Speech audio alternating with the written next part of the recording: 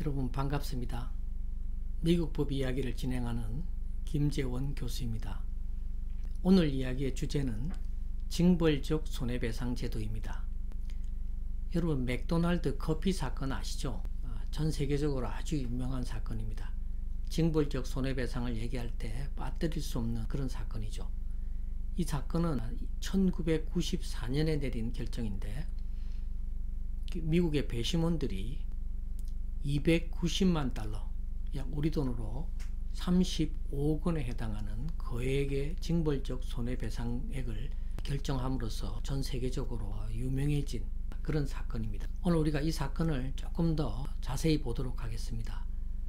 사건이 발생한 것은 1992년 2월입니다. 당시 79세였던 스텔라 리벡 할머니가 49센트를 내고 맥도날드에서 커피를 한 잔 주문했습니다. 할머니는 맥도날드 매장에 들어가지도 않았습니다. 자동차에서 드라이브 스루 방식으로 첫 번째 창문에서 주문을 하고 다음 창문에 가서 받는 식으로 커피 한 잔을 주문해서 마시려고 했습니다. 할머니는 차 안에서 컵 뚜껑을 열고 설탕과 크림을 넣으려고 했습니다. 이때 커피를 엎질러 커피가 할머니 양 다리 사이로 흘러내리면서 화상을 입혔습니다. 할머니는 이 사고 이후에 맥도날드를 상대로 소송을 제기해서 손해배상을 받으려고 했던 것입니다. 각종 언론에서 이 사건을 보도하면서 어떤 언론에서는 일면 헤드라인 기사로 말도 안 되는 재판이 진행되었다 이렇게 주장했고, 또 어떤 방송에서는 이 사건은 미국에서 벌어지고 있는 심각한 소송 남용 오용의 사례를 아주 잘 보여주고 있다 이렇게 지적을 했습니다. 또 어떤 사람들은 미국의 소송 제도를 비판했습니다. 미국에서 소송에서 이기는 것은 마치 로또에 당첨되는 것과 같다 이렇게 비아냥거리기도 했습니다. 이 사건이 사회적으로 많은 파장을 일으키자 이에 대한 대책 논의도 활발해졌습니다. 대책 논의 중에 첫 번째는 배심 제도를 개혁해야 된다는 것이었습니다. 배심원들이 이런 거액의 징벌적 손해배상을 내리기 때문에 배심 제도를 개혁해야 되고, 또 일부에서는 아예 배심 제도를 폐지하는 것이 맞다 이런 주장을 하는 사람들도 있었습니다.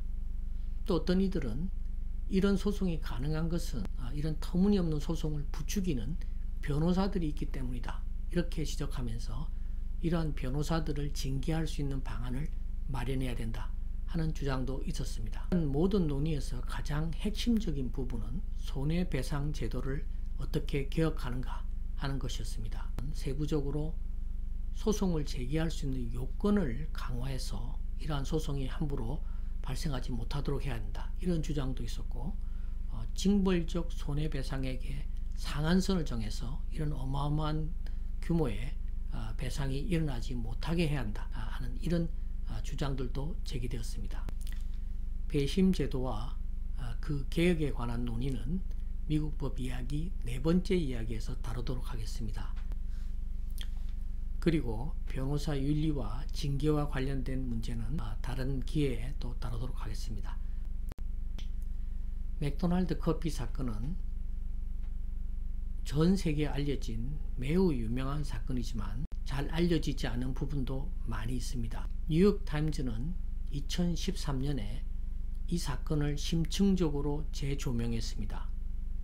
여기서 뉴욕타임즈는 이 사건이 그 어떤 사건보다도 잘못 알려진 사건이다 이렇게 주장했습니다. 이 사건의 피해자인 스텔라 할머니의 변호인은 맥도날드가 위험할 정도로 뜨거운 커피를 판매하여 스텔라 할머니를 포함한 소비자들에게 큰 피해를 입혔다고 주장했습니다. 할머니가 구입한 커피는 화시로 180도에서 190도 정도의 온도였습니다. 섭씨로는 82도에서 88도 정도의 커피였습니다. 많은 미국 시민들은 지금까지도 할머니가 직접 운전을 해서 드라이브 스루 매장에서 커피를 주문하고 운전 중에 커피 컵의 뚜껑을 열려다가 커피를 쏟았다고 알고 있습니다. 그러나 이것은 전혀 사실이 아닙니다.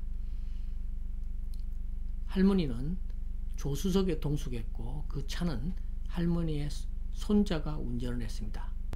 그리고 할머니가 커피컵 뚜껑을 열었을 때는 자동차가 운행 중이 아니었고 맥도날드 주차장에 세워진 상태였습니다. 이 점은 손해배상 사건에서 할머니에게 어느 정도 과실이 있는지를 정하는 데 있어서 대단히 중요한 사실입니다. 할머니는 3도 화상을 입었다는 것이 밝혀져 병원에서 수술을 받았고 장기간 입원해 있었습니다. 어느 정도 치료가 끝난 다음에 할머니는 맥도날드 측에게 할머니가 지불한 의료비용을 포함한 손해배상액으로 $20,000를 요구했습니다.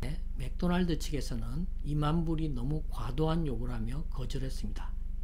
맥도날드 측에서는 할머니가 과실로 커피를 엎질렀다. 그리고 맥도날드에서 제공한 커피는 업계의 관행에 따른 온도를 유지했기 때문에 위험한 물건이 아니었다고 주장했습니다. 맥도날드 측에서는 $800를 배상하겠다고 제안했습니다. 할머니는 그 금액에는 합의할 수 없다고 말하고 민사소송을 제기했던 것입니다. 이 사건이 진행되는 과정에서 밝혀진 여러 가지 사실들이 있습니다. 그 중에는 이 사건 전 10년 동안 커피 피해 신고가 700여 건이 된다는 것이었습니다.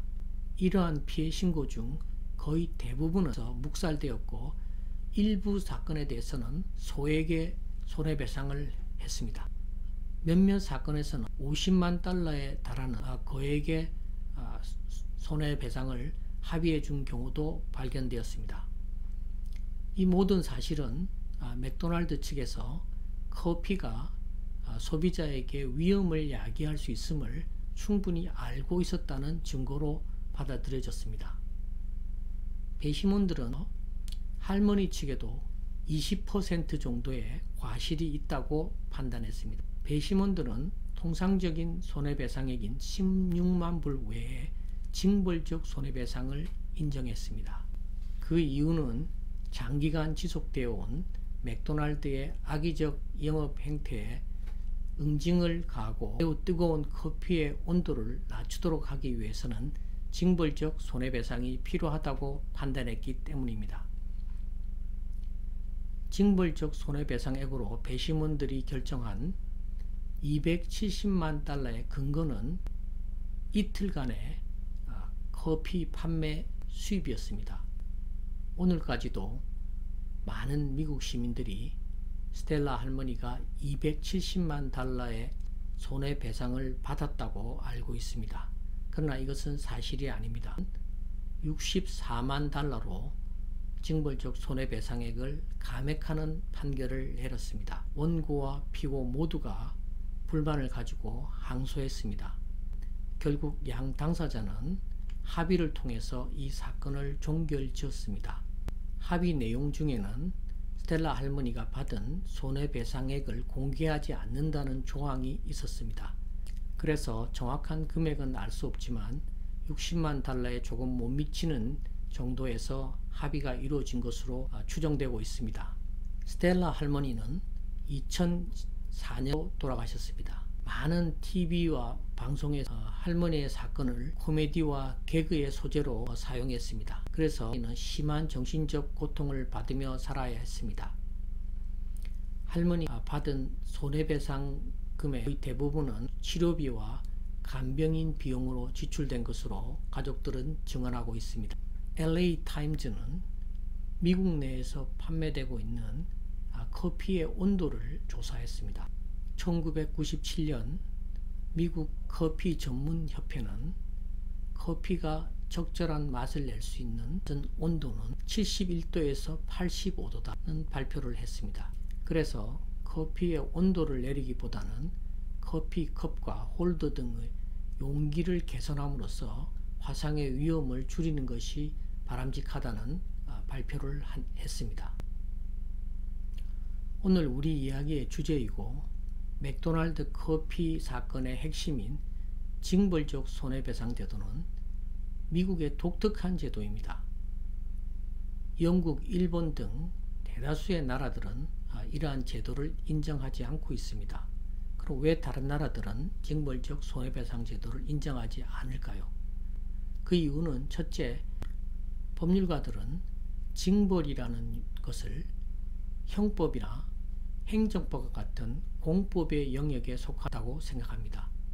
즉, 반사회적 행위를 한 주체에 대해서 국가가 공법을 통해서 응징하는 것이라고 말하고 있습니다. 공법이 아닌 사법, 민사법의 영역에서는 가해자가 피해자에게 실질적인 손해를 배상해 주는 것이 목적이지, 피해자가 가해자에게 응징하는 것은 사법의 영역이 아니라고 보고 있기 때문입니다. 그러면 손해배상액은 어느 정도 하는 것이 적절한가요? 법률가들은 손해배상액을 정할 때 그 한계는 실제로 입은 손해 이상이어서는 안 된다고 이해합니다. 만약 법제도가 받은 피해보다도 더 많은 배상을 하는 그런 제도를 인정한다면 고의로 사고를 당하는 그런 도덕적 해이 현상이 일어날 수도 있고, 실수로 다른 사람에게 피해를 입힌 사람이 경제적으로 지나치게 불공정한 경우가 될 수도 있고, 또한 기업의 활동을 지나치게 위축할 위험도 있기 때문입니다. 그럼 왜 미국에서는 징벌적 손해배상을 인정하고 있을까요? 미국은 개인주의 문화가 대단히 발달한 나라입니다. 그리고 정부와 공권력에 대한 불신풍토가 만연해 있습니다. 만약 어떤 사람이 다른 사람으로부터 피해를 받고 그 가해자를 응징하려고 한다면 우리가 가장 흔히 할 수 있는 방법은 경찰에 신고를 하거나 검찰에 고소를 하는 방법입니다. 그런데 개인에게 이런 응징할 수 있는 제도를 주는 미국 같은 곳에서는 국가를 통해서 간접적으로 가해자를 응징하기보다는 피해자인 본인이 직접 응징하게 하는 이런 제도를 선호할 수 있습니다. 미국에서 징벌적 손해배상이 인정되는 또 하나의 이유는 이러한 제도를 인정함으로써 악의적이고 무책임한 영업 형태를 하는 기관의 행태를 바꾸는데 매우 효과적이라고 생각하기 때문입니다. 하지만 미국 내에서 징벌적 손해배상에 대한 비판과 반대 의견이 많습니다. 그래서 법원은 아주 예외적인 경우에만 징벌적 손해배상을 인정하고 있습니다. 인정하는 경우에도 상한액을 제한하려고 합니다. 일부 주에서는 법률을 통해서 징벌적 손해배상액의 상한선을 규정하고 있습니다. 또한 징벌적 손해배상을 받는 경우에 배상 금액의 일부를 공익기금에 기부하게 해서 유사한 피해를 입은 피해자들을 구제하는 데 사용하는 그런 주들도 있습니다. 맥도날드 커피 사건은 영화로도 만들어졌습니다. HBO는 이 사건을 주제로 한 다큐멘터리 영화를 제작했습니다. 오늘 우리가 미국의 독특한 제도인 징벌적 손해배상 제도와 가장 유명한 예인 맥도날드 커피 사건에 대해서 알아보았습니다. 거의 모든 법 제도는 장점과 함께 단점을 가지고 있습니다. 장점이 더 큰 제도이면 활용해볼 가치가 있다고 할 수 있습니다. 여러분은 징벌적 손해배상 제도가 장점이 많다고 생각하십니까? 단점이 더 많다고 생각하십니까? 오늘 징벌적 손해배상에 대해서 이야기했기 때문에 이런 관련된 문제를 생각해 보면 좋겠습니다. 오늘 미국법 이야기는 여기서 마치도록 하겠습니다. 네 번째 이야기는 미국의 배심 제도를 다루도록 하겠습니다. 감사합니다.